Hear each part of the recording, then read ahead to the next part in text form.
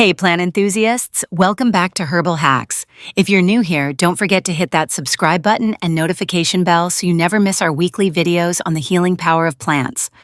Today we're diving into something really practical, the traditional methods of preparing medicinal herbs that have been used for centuries. Whether you're a complete beginner or have some experience with herbs, these techniques will help you unlock their full healing potential. Before we dive in, a quick reminder that the information in this video is for educational purposes only.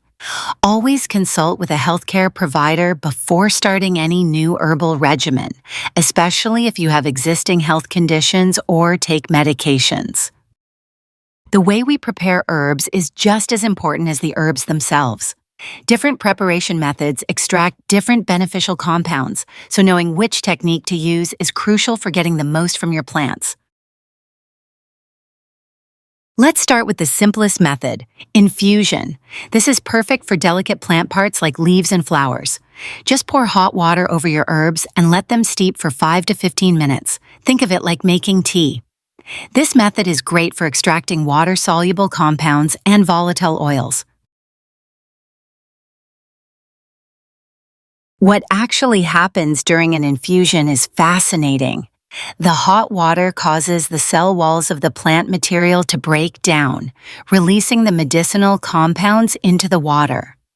For herbs like peppermint, chamomile, lemon balm, and lavender, infusion is ideal because their valuable properties are easily extracted without intense heat. The volatile essential oils that give these plants their distinctive aromas would actually be damaged by boiling, which is why we never want to boil these delicate herbs directly. To make a perfect infusion, use water that's just off the boil, around 200 degrees Fahrenheit or 93 degrees Celsius.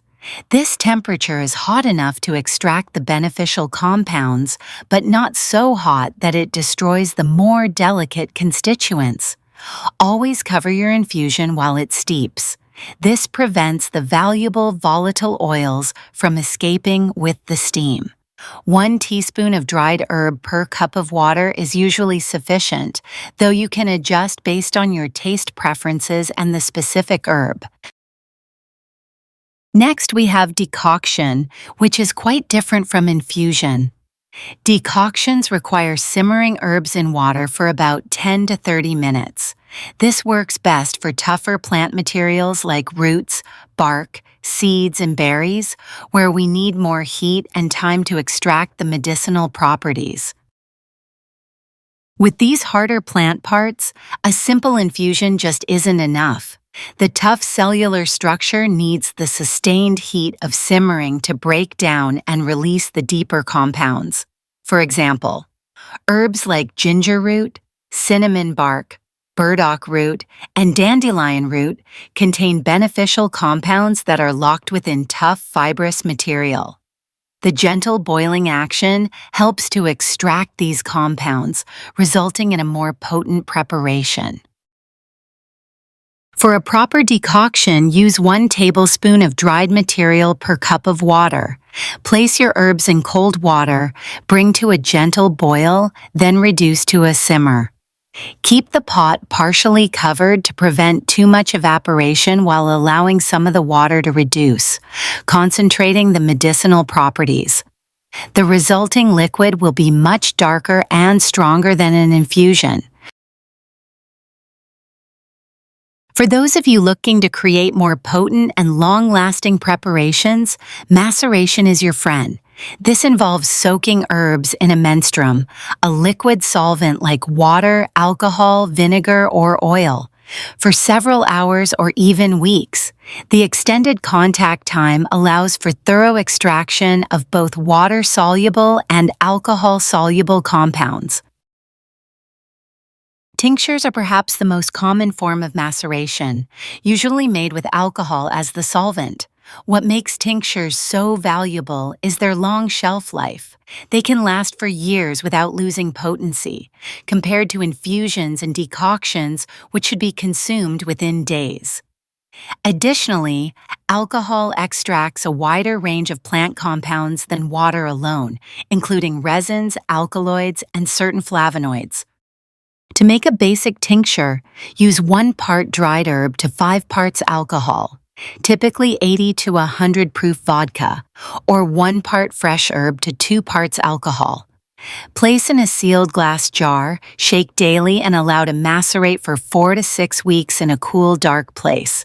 After straining, the resulting liquid can be stored in amber bottles with droppers for easy dispensing.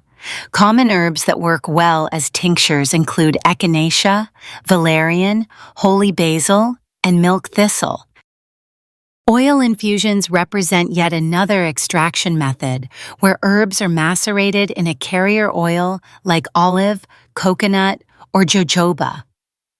This technique is excellent for extracting fat-soluble compounds from herbs, creating bases for salves, balms, and massage oils. Calendula, St. John's wort, and comfrey are particularly well-suited for oil infusions due to their skin-healing properties. Now let's talk dosage. It's not something to guess. For most herbal teas, a good rule of thumb is 1 tablespoon of dried herbs per cup of water. But remember, every herb is different, and so is every person. Always start with a smaller amount and see how your body responds. For tinctures, the standard dose ranges from 20 to 40 drops, approximately 1 to 2 milliliter, taken 2 to 3 times daily. However, potent herbs like golden seal or Oregon grapefruit might require smaller doses, while milder herbs like lemon balm might need slightly more. Always check reliable herbal resources for specific dosage recommendations for each plant. Understanding these different preparation methods gives you the flexibility to work with a wide variety of medicinal plants in the most effective way. Each technique has its place in herbal medicine, and choosing the right one can make all the difference in creating effective remedies. If you've been enjoying these practical herbal tips, please give this video a thumbs up. It really helps the channel grow.